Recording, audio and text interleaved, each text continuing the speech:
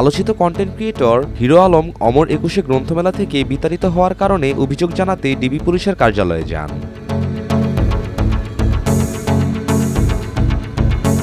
বৃহস্পতিবার দুপুর ১২:১২টার দিকে ডিবি কার্যালয়ে তিনি যান।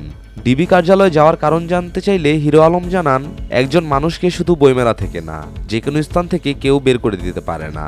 সেখানে আমাকে বইমেলায় দুয়োধ্বনি দেওয়া হয়েছে।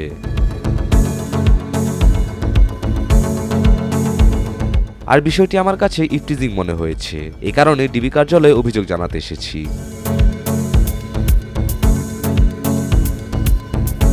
এর আগে বুধবার বিকালে বইমেলায় সোহরাওয়ার্দী উদ্যানে দর্শনার্থীদের ভুয়া ও ছি দুয়োধ্বনিতে মেলা ছাড়তে বাধ্য হন আলোচিত কন্টেন্ট ক্রিয়েটর হিরো আলম।